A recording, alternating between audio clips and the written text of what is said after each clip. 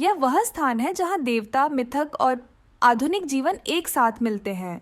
यहाँ प्राचीन परीक्षणों को दोबारा परखा जाता है, कॉफी एक अनुष्ठान बन जाती है और समुद्र चांदनी रात में भी बुलाता है। यह केवल एक स्थान नहीं है, यह एक जीवित कथा है जो खोजे जाने की प्रतीक्षा कर रही है। ग्रीस देवताओं की भूमि। यूरोप, एशिया और अफ्रीका के चौराहे पर स्थित ग्रीस केवल दक्षिण पूर्वी यूरोपीय राष्ट्र नहीं है, यह पश्चिमी सभ्यता की जन्मस्थली है।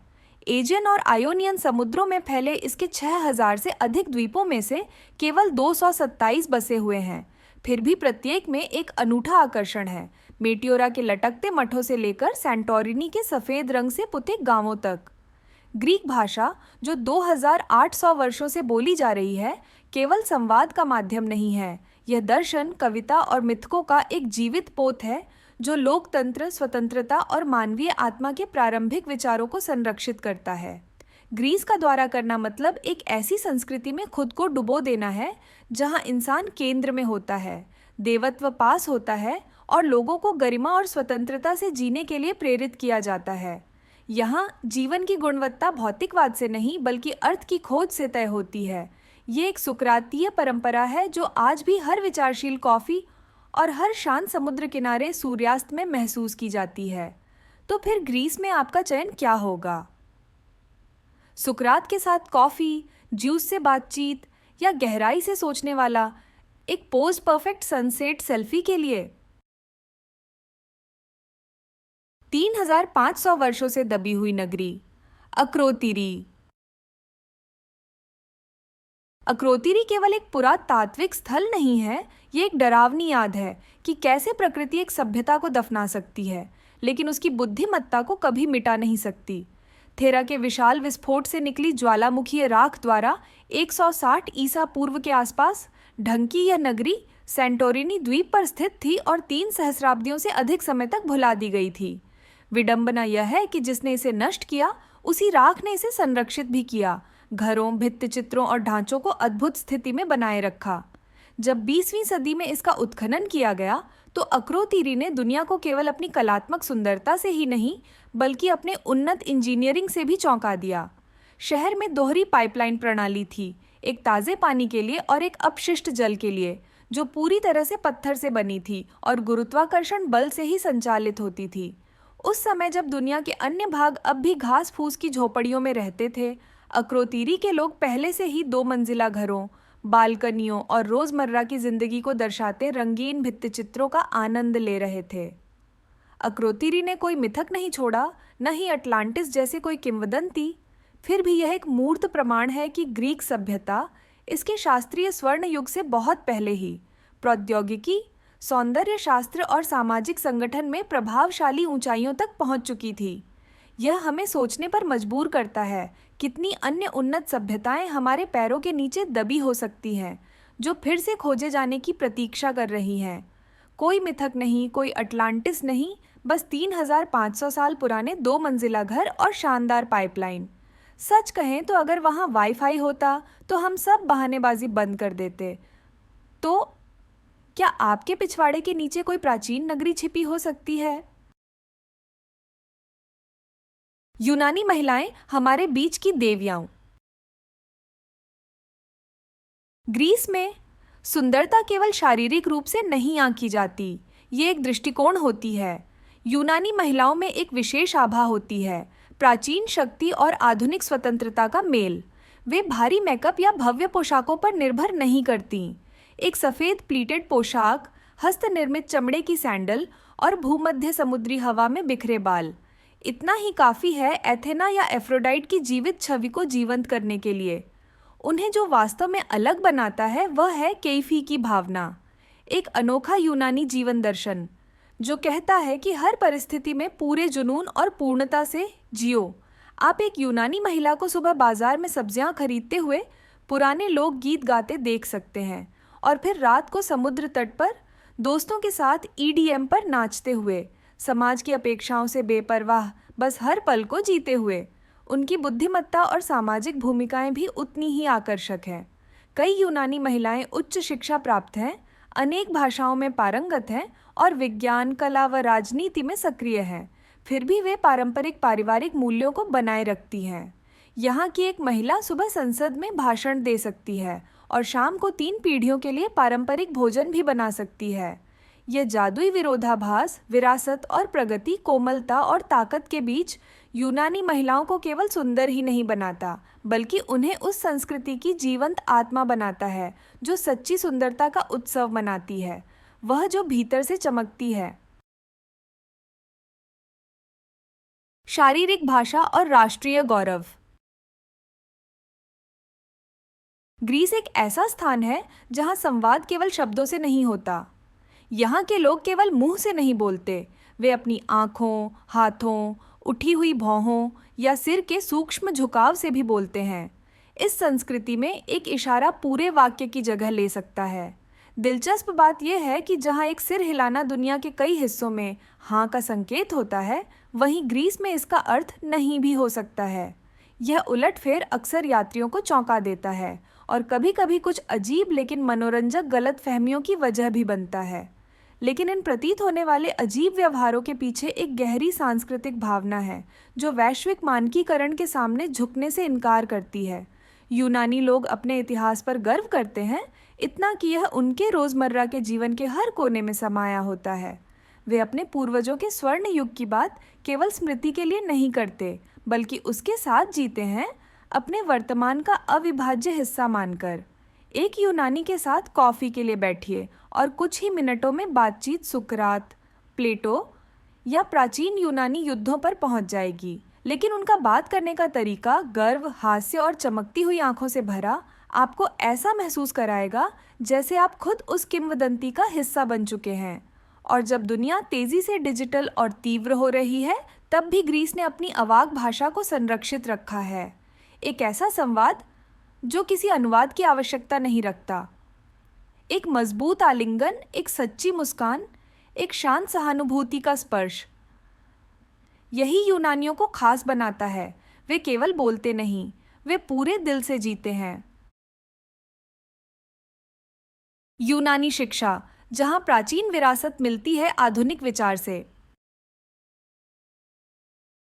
ग्रीस में शिक्षा केवल डिग्री पाने का साधन नहीं है, ये एक ऐसी यात्रा है जो उस सांस्कृतिक और बौद्धिक पहचान की खोज है जिसने एक समय पश्चिमी दर्शन को जन्म दिया था।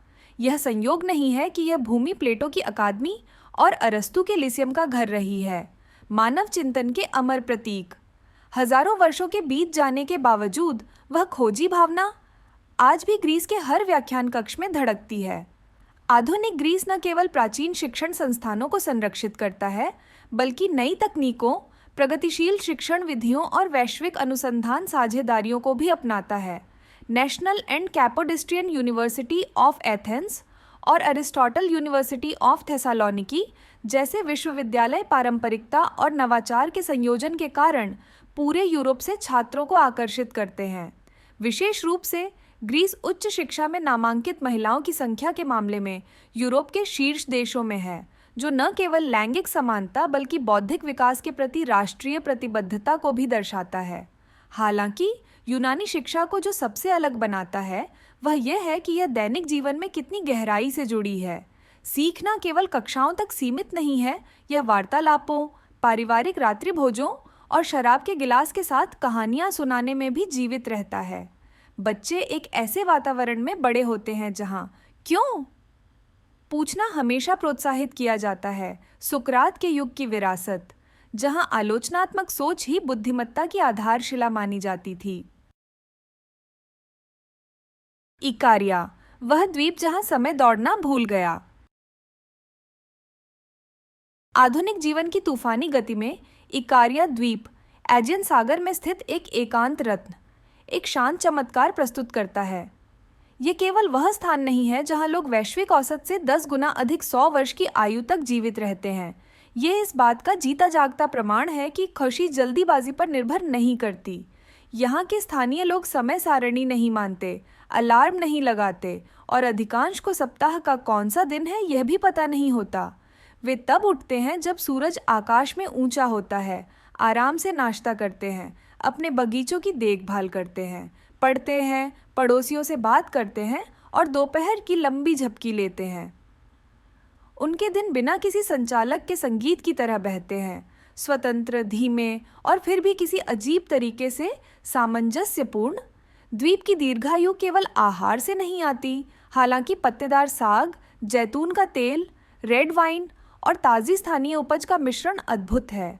ये जीवन के एक विशिष्ट यूनानी तरीके से आती है, जिसे जेनिया, मेहमान नवाजी, और मेरा की हर कार्य में डाली गई आत्मा और जुनून से परिभाषित किया गया है। यहाँ लोग काम करने के लिए नहीं जीते, वे जीने की खुशी का हिस्सा बनकर काम करते हैं। दैनिक जीवन की सादगी, मजबूत सामुदायिक संबंध, प्रकृति से गहरा जुड़ाव और अडिग आशावाद एक प्रकार का प्राकृतिक दीर्घायु अमृत बनाते हैं, जिसे कोई आधुनिक तकनीक या दवा दोहरा नहीं सकती। इकारिया केवल लंबी उम्र का वादा नहीं करता, ये एक सार्थक जीवन देता है। इकारिया में 100 वर्ष से अधिक जीना सामान्य है, और कौन सा दिन है भूल जाना और भी अच्छा। तो बताइए, क्या आप अपना अलार्म छोड़ सकते हैं, प्लानर को फेंक सकते हैं और ऐसे जी सकते हैं जैसे हर दिन बस आज है? एथेंस, जहां प्राचीन और आधुनिक समय साथ साथ चलते हैं। एथेंस एक ऐसा शहर है जहां समय अतीत और वर्तमान में विभाजित नहीं है, बल्कि दोनों एक साथ अस्तित्व में हैं। प्राचीन मंदिर और चिकनी मेट्रो लाइनें, शास्त्रीय दर्शन और भूमिगत इलेक्ट्रॉनिक बार, पार्थेनॉन की पत्थर और अत्याधुनिक एलईडी लाइटें एक ही कहानी का हिस्सा हैं। आप अपनी सुबह एक्रोपोलिस की चोटी पर शुरू कर सकते हैं, दुनिया के पहले लोकतंत्र की कहानियां सुनते हुए। कुछ ही घंटों बाद आप सिंटगमा स्क्वायर में एक छाते के नीचे कॉफ़ी पी रहे होंगे, जहां आधुनिक कार्यकर्ता यूरोप के भविष्य पर बहस कर रहे होंगे। एक ही पल में आप वह अदृश्य धागा महसूस कर सकते हैं जो सुकरात को, जो 2400 वर्ष पहले इन्हीं सड़कों पर दर्शन पढ़ाते हुए चलते थे, एक आधुनिक छात्र से जोड़ता है जो लैपटॉप और ब्लॉकचेन के विचारों के साथ कक्षा से बाहर निकल रहा है। रात का एथेंस एक अनोखा अनुभव है। जैसे ही सूरज क्षितिज के नीचे डूबता है, ऐतिहासिक प्लाकाझला एक खुला मंच बनकर चमक उठता है। बालकनी से संगीत बहता है, कोबलस्टोन गलियों में ग्रिल्ड सूवलाकी की खुशबू फैलती है, और आप युवा लोगों के एक समूह को सरटाकी नृत्य करते देख सकते हैं, सिर्फ इसलिए कि वे खुश हैं। जो एथेंस को अनोखा बनाता है वह यह है कि यह अपने अतीत को किसी जमे हुए स्मारक की तरह पूजता नहीं है, यह उसके साथ जीता है, हर दिन उससे संवाद करता है। ये वह जगह है जहां आप केवल इतिहास के बारे में नहीं सीखते, आप उसे हर ईंट में, हर सड़क की लय में, हर व्यक्ति की नज़र में छूते हैं। यूनानी वास्तुकला, जहां दृष्टि बनती है सटीकता। पार्थेनॉन को देखने आने वाले अक्सर इसकी पूर्ण समरूपता से चकित रह जाते हैं। हालांकि यह एक दृष्टि भ्रांति है, कोई संरचनात्मक सच्चाई नहीं। कोई भी रेखा वास्तव में सीधी नहीं है, स्तंभों में हल्का उभार होता है, एंटासिस। सीढ़ियाँ धीरे धीरे ऊपर की ओर झुकती है। सब कुछ नीचे से देखने पर मानव दृष्टि की विकृति को ठीक करने के लिए सावधानीपूर्वक डिजाइन किया गया है। प्राचीन यूनानी वास्तुकला केवल निर्माण के बारे में नहीं थी, यह गणित, दर्शन, सौंदर्य शास्त्र और गहरी मनोवैज्ञानिक समझ का मेल थी। यूनानी भौतिक पूर्णता की तलाश में नहीं थे, बल्कि मानव मस्तिष्क द्वारा देखी गई आदर्श सुंदरता को गढ़ रहे थे। और उनकी प्रतिभा यहीं समाप्त नहीं हुई। 2000 वर्षों से अधिक पहले अलेक्जेंड्रिया के हीरोन ने अग्नि और वायु दाब से संचालित स्वत द्वार का आविष्कार किया था। यह यांत्रिक इंजीनियरिंग का एक चमत्कार था जो केवल गर्मी, पानी और बुद्धिमत्ता से संचालित होता था। कोई तार नहीं, कोई सर्किट नहीं, केवल भौतिकी और आस्था सुंदरता से एक साथ बुनी हुई। डॉग आईडी कार्ड, जब करुणा बन जाती है शहरी नीति। ग्रीस में यह सामान्य है कि कुत्ते खुले में घूमते हैं, बिना पट्टे, बिना साथियों के, फिर भी सुरक्षित और सम्मानित। ये सामुदायिक कुत्ते आधिकारिक रूप से शहर प्रशासन द्वारा पंजीकृत होते हैं। उनके पास पहचान टैग होते हैं, उन्हें पूरी पशु चिकित्सा देखभाल मिलती है और सार्वजनिक निधियों द्वारा उनका समर्थन किया जाता है।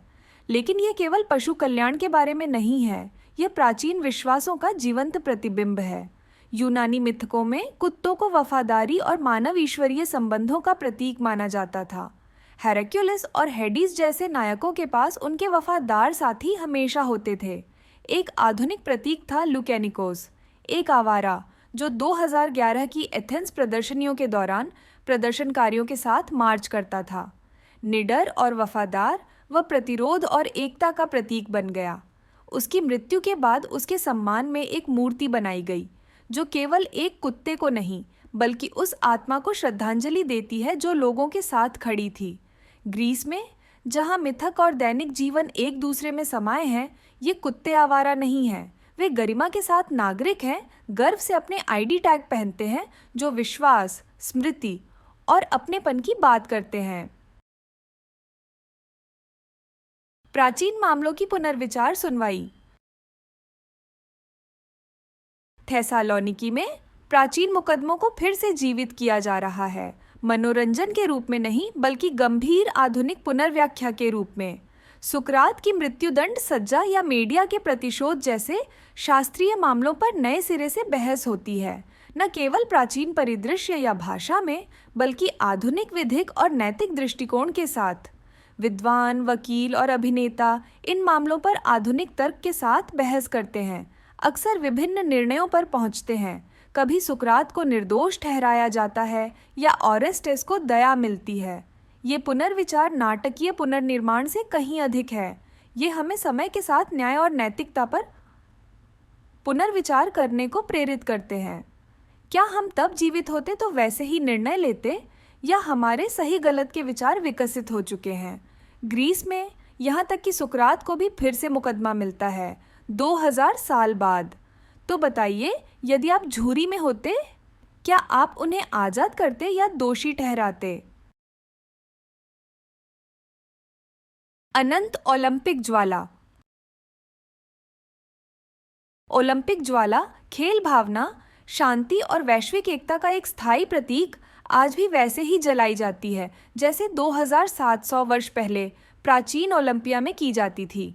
एक अवतल दर्पण के माध्यम से सूर्य की किरणों को प्रतिबिंबित करके। कोई लाइटर नहीं, कोई माचिस नहीं, कोई आपातकालीन योजना नहीं।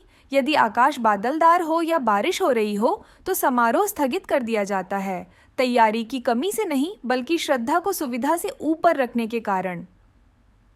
इस अनुष्ठान को एक मुख्य पुरोहिता, आमतौर पर एक विशेष रूप से चयनित अभिनेत्री द्वारा संपन्न किया जाता है, जो प्राचीन हेरा मंदिर की पुजारियों के समान सफेद वस्त्र पहनती है।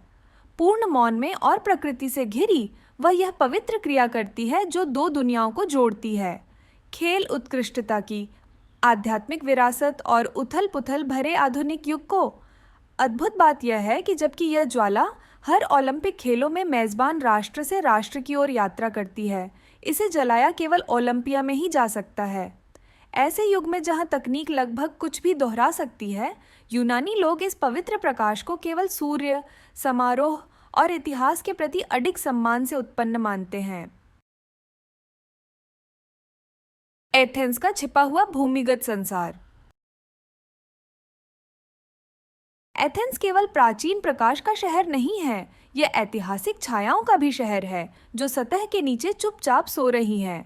बहुत कम लोग जानते हैं कि हलचल भरे चौराहों और विश्व प्रसिद्ध मंदिरों के नीचे एक विशाल भूमिगत सुरंगों का जाल फैला हुआ है, जो कभी जीवन को बचाने, रहस्यों को छिपाने और प्रतिबंधित कला को मंच देने के लिए इस्तेमाल होता था। ये रास्ते एक परतदार समय रेखा को दर्शाते हैं, शास्त्रीय ग्रीस से लेकर रोमन और बीजांटिन युगों तक और द्वितीय विश्व युद्ध की उथल पुथल तक। विभिन्न समयों में इन्हें बम शरण स्थलों, वाइन तहखानों, धार्मिक कक्षों और भूमिगत रंगमंचों के रूप में उपयोग किया गया, जहां निषिद्ध प्रस्तुतियां गुप्त रूप से की जाती थीं।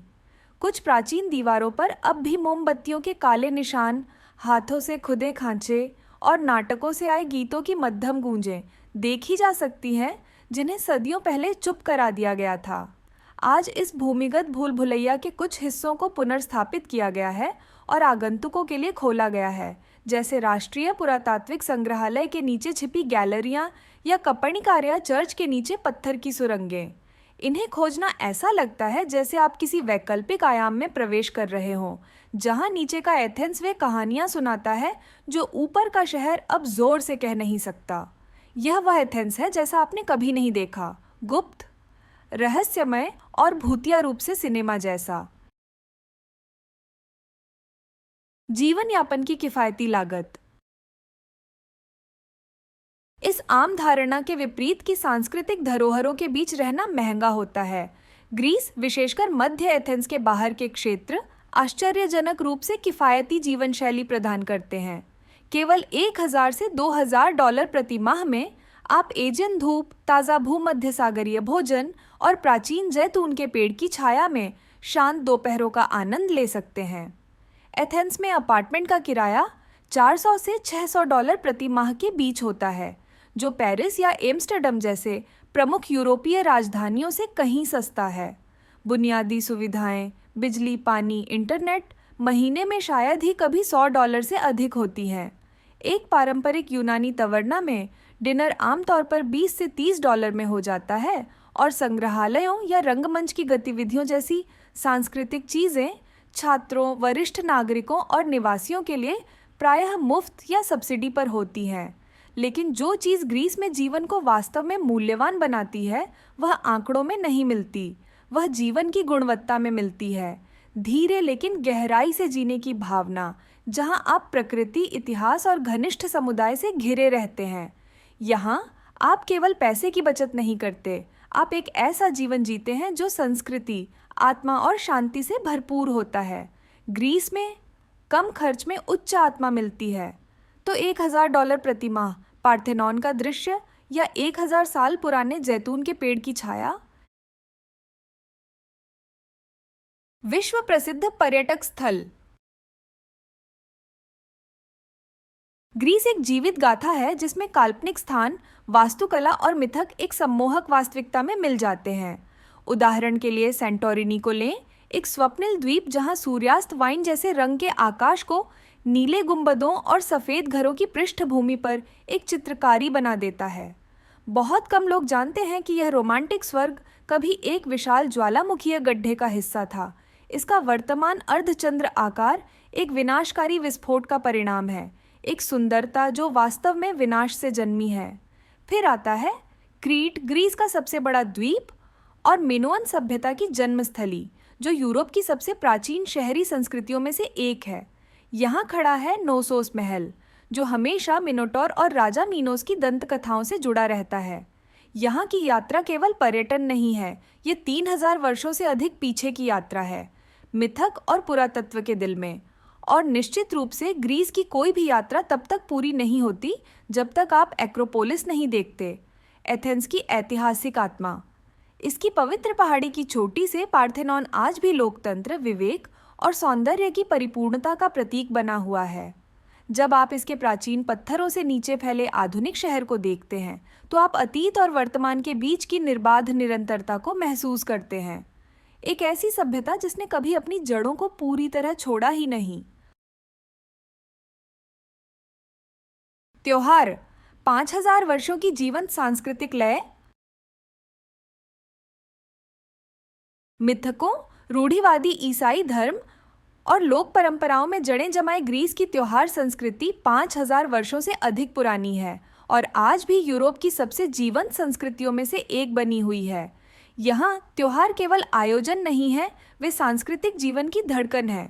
सबसे पवित्र त्योहार है ग्रीक ऑर्थोडॉक्स ईस्टर, जिसमें मध्यरात्रि की मशाल जुलूस, यहूदा की पुतली का दहन और पूरी रात चलने वाले भोज शामिल होते हैं, जबकि चर्च की घंटियां पर्वतों से समुद्र तक गूंजती हैं। पात्रास में फरवरी का कार्निवल सैकड़ों हजारों लोगों को भव्य परेड के लिए आकर्षित करता है और एक विशाल केकड़े की पुतली के जलने के साथ समाप्त होता है, एक प्राचीन अनुष्ठान जो सर्दियों को विदाई देता है। सबसे रहस्यमय है अनास्तेनारिया, एक नंगे पांव अग्नि संचार समारोह जो उत्तर के गांवों जैसे लैंगदास में होता है, जहां प्रतिभागी जलती हुई अंगारों पर चलते हैं, आत्मा को शुद्ध करने और लय तथा ज्वाला के माध्यम से दिव्यता तक पहुंचने के लिए। चाहे आध्यात्मिक हो या उत्सवपूर्ण, यूनानी त्योहार मानव और पवित्र के बीच की रेखा को धुंधला कर देते हैं। ये केवल परंपराएं नहीं हैं, बल्कि एक कालातीत सामुदायिक अस्तित्व की अवस्था बन जाते हैं।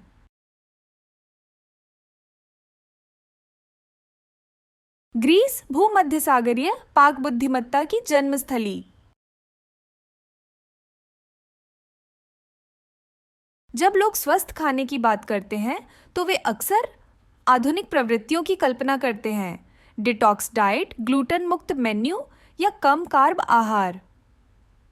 लेकिन हजारों साल पहले यूनानियों ने चुपचाप एक ऐसी पाक दर्शन की नींव रख दी थी जो केवल स्वास्थ्य नहीं बल्कि आत्मा और समुदाय पर भी आधारित थी। इस दर्शन के केंद्र में है शुद्ध जैतून का तेल, वह तरल सोना जो सदियों पुराने जैतून के पेड़ों से निकाला जाता है। यह केवल एक सामग्री नहीं है बल्कि यह मिट्टी, किसान और पारिवारिक भोजन की मेज के बीच एक कड़ी है। नमकीन फेटा चीज, जड़ी बूटियों में भुना मांस, बाग से चुनी सब्जियां, धूप में पके नींबू और पके टमाटरों के साथ मिलकर हर पकवान में धूप, समुद्री हवा और पौराणिक परिदृश्य का स्वाद आता है। लेकिन जो यूनानी भोजन को वास्तव में अनूठा बनाता है वह केवल इसके घटक नहीं है, यह है उसका भोजन करने का तरीका।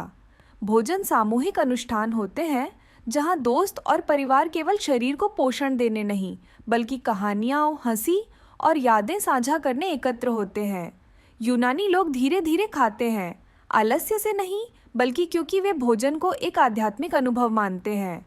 प्राकृतिक पोषण, सरल तैयारी और सामाजिक जुड़ाव के बीच संतुलन ने यूनानी भोजन को इस विचार का स्वर्ण मानक बना दिया है कि अच्छा खाओ और गहराई से जियो। यहाँ एक भोजन केवल शरीर को ऊर्जा नहीं देता, ये दिल और दिमाग को भी पोषण देता है। यूनानी कॉफी संस्कृति। कई जगहों पर कॉफी केवल काम पूरा करने के लिए एक उत्तेजक होती है, लेकिन ग्रीस में यह एक कोमल अनुस्मारक है कि जरा धीमे चलो और सच में जिंदगी को महसूस करो। एक यूनानी कॉफी केवल कुछ घंटों तक ही नहीं बल्कि पूरे दोपहर तक चल सकती है, और यह टाल मटोल नहीं है, यह एक सोच समझकर अपनाई गई जीवन शैली है। सबसे प्रतिष्ठित पेय एस्प्रेसो या कैपुचिनो नहीं है बल्कि फ्रैप्पे है, एक झागदार ठंडी कॉफ़ी जो इंस्टेंट कॉफ़ी को ठंडे पानी के साथ हिलाकर बनाई जाती है। कभी कभी इसमें मीठा दूध भी डाला जाता है। 1957 में एक मेले में गलती से बनी फ्रैप्पे अब एक राष्ट्रीय प्रतीक बन चुकी है, एक सरल पेय जिसमें गहरी सांस्कृतिक जड़ें हैं। लेकिन असली कहानी स्वाद की नहीं है, यह इस बात की है कि यूनानी लोग कॉफ़ी कैसे पीते हैं। वे समय सीमा पूरी करने की जल्दी में नहीं पीते, वे बैठते हैं, बात करते हैं, सोचते हैं और जीते हैं। पारंपरिक काफे कैफे में आप अक्सर वृद्ध पुरुषों को शतरंज खेलते, राजनीति पर चर्चा करते या बस धूप में दुनिया को गुजरते हुए देखते पाएंगे। ग्रीस में एक कॉफ़ी केवल एक पेय नहीं होती, ये एक जुड़ाव की जगह होती है, लोगों के बीच, अतीत और वर्तमान के बीच, व्यस्तता और शांति के बीच। इस तरह कॉफ़ी का एक प्याला कोई कार्य नहीं बनता बल्कि जीवन जीने का एक तरीका बन जाता है। रात्रिकालीन तैराकी की संस्कृति। यूनानी लोग केवल समुद्र से प्रेम नहीं करते, वे उसके साथ जीते हैं, मानो समुद्र उनकी आत्मा का ही विस्तार हो। और अगर आप सोचते हैं कि तैराकी केवल दिन के समय की चीज़ है तो रात्रि का ग्रीस आपका नज़रिया पूरी तरह बदल देगा। गर्मियों के तपते दिनों में स्थानीय लोग अक्सर अपनी आत्मा को सुकून देने वाले सबसे शांत क्षणों को रात के लिए सुरक्षित रखते हैं। चांदनी में तैरना एक पुरानी परंपरा है, कार्यक्षमता में व्यावहारिक, आत्मा में गहराई से रोमांटिक। चांदी जैसी चांदनी के नीचे पानी शांत और रहस्यमय हो जाता है, आपको अपनी चिंताओं को छोड़ने और कुछ कच्चे, प्राचीन और प्राकृतिक की ओर लौटने के लिए बुलाता है। सेंटोरिनी या नाक्सोस जैसे समुद्र तटों पर आप युवाओं को अलाव के चारों ओर इकट्ठा होते हुए पाएंगे, पोर्टेबल स्पीकर से धीमा ईडीएम बजाते हुए या एक साथ चुपचाप लेटे हुए पाएंगे, जबकि समुद्री हवा और संगीत उन्हें शांत कर देते हैं।